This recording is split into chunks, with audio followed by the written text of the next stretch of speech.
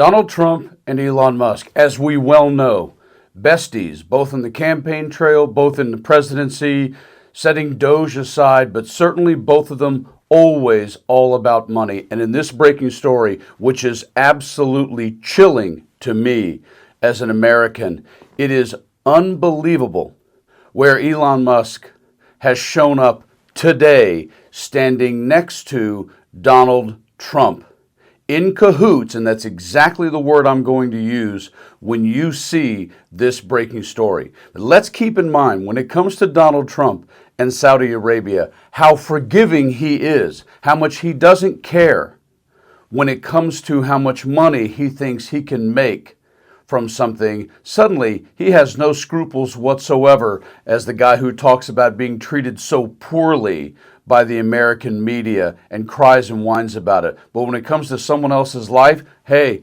doesn't matter to him so long as you're paying up. Remember this regarding reporter Jamal Khashoggi and Saudi Arabia and MBS? Take a quick look. Trump, who has consistently been asked by U.S. politicians to sanction Saudis implicated in the murder of journalist Jamal Khashoggi, tried to focus attention on other issues instead.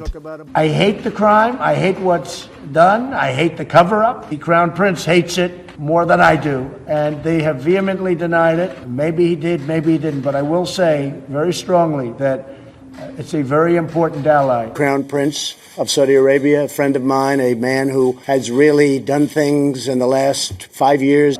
And if we go by a certain standard, we won't be able to have allies with almost any country.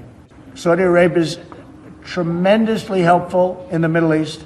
If we didn't have Saudi Arabia, we wouldn't have a big base. I mean, if you look at Israel, Israel would be in big trouble without Saudi Arabia. Journalists, however, insisted on raising the issue of their murdered colleague. Each time they did, though, Trump ignored them. Thank you very much. And then, of course, his buddy Elon Musk, his entire family and parents, with regards to their alt-right stance in supporting apartheid in South Africa. This is a remarkable sort of measure of how the world has turned, that a nostalgic product of apartheid South Africa, Elon Musk, whose grandparents moved there after the Second World War. They were in the Canadian Nazi Party, his maternal grandparents. They moved to apartheid South Africa to be with people with whom they felt at home. A family legacy that he's not repudiated, that his mother very much carries on. She's an alt-right, sort of unapologetic exponent of what her son is also pushing, and his algorithm is also promoting on his social media site. And this is far-right politics.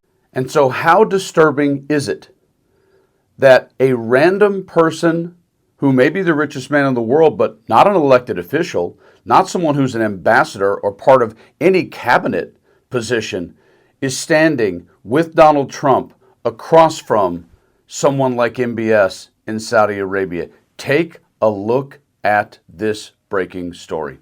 How quickly it appears the president has pivoted in terms of where his frustration lies, at least according to comments coming from the administration.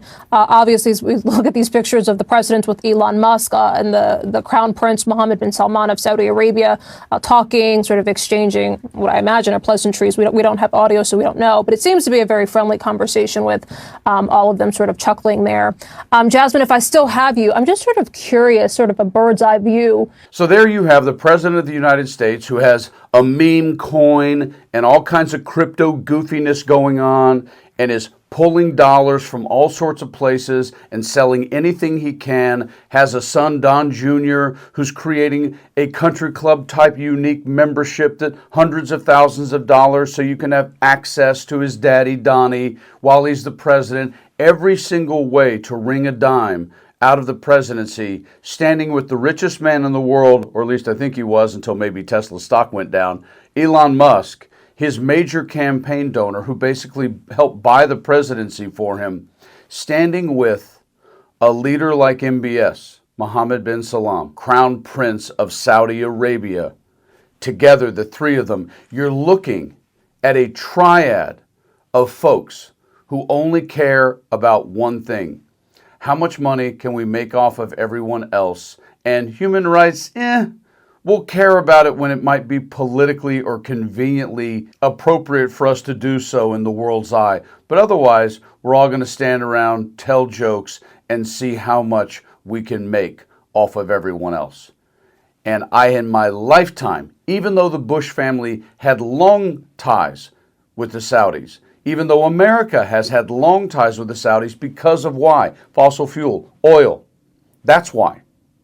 That's the difference. If you're not clear, that's the difference in the Iraq war and what's going on in Ukraine.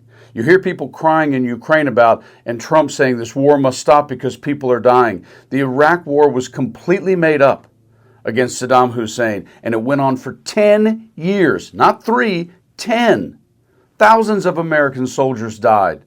No one cried and whined from the White House at that time in terms of Bush Jr., W, because it was about oil. Ukraine isn't about oil. That's the difference. And here you have the difference. You have someone who buys military stuff from us and helps keep our gas prices low. And that's why you see that. And now you add Elon Musk to the picture.